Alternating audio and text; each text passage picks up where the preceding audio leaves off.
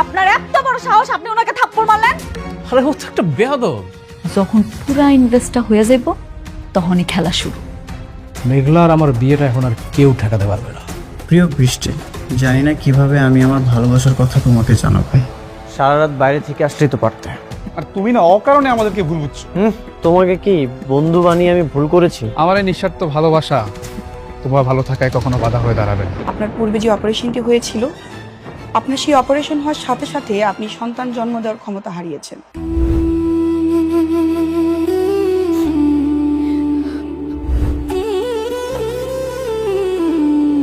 বৃষ্টি, ও অনেক ক্ষুধা পেয়েছে, চল একসাথে বসে খাবো, চল।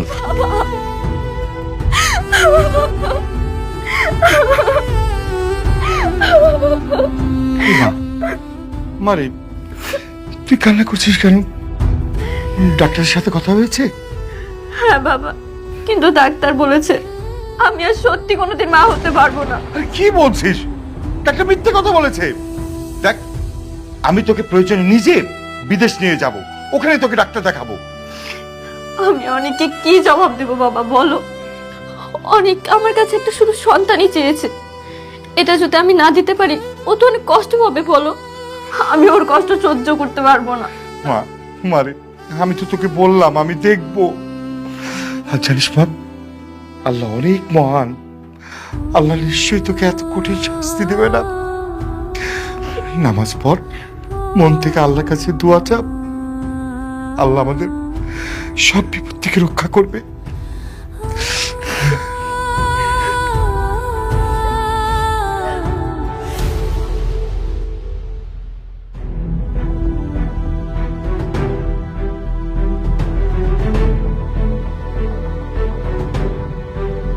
ফকিন্নির বাচ্চা, এত বড় একটা কোম্পানির মালিক হয়ে গেল।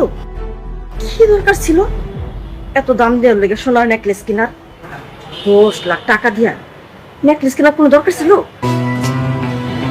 আমি এত দাম দিয়ে কেন কিনেছি এটা আপনি বুঝুন। আরে ওই বস্তির ফকিন্নির লেগা একটা কম দামি জিনিস কিনা দিলে হইতো। খামাখা তুমি এতগুলো টাকা নষ্ট করলা বাবা। বাবা, চাষি কিন্তু খারাপ বলেন, ওরে একটা নকল কখনো দিয়ে দেয়। আর এইটা আমার মেয়ের জন্য রেখে দাও, ও কিন্তু নকল কখনো বলবে না। আপনারা সামান্য এই 10 লাখ টাকা তো ভাবতেছে, ওই রকম শত শত নেকলেস কিনতে পারে। ওই ফকিন্নির লেগে তুমি 10 লাখ টাকা দিয়া সোনার নেকলেস কিনছো? কই, আমার মায়ের লেগে তো তুমি 10,000 টাকা দিয়ে একটা কিছু কিনে দাও নি বাবা। আপনাদের মেয়ের কথা বাদ দেন তো, শুনেন এখন শুধুমাত্র মেঘলার কথা ভাব।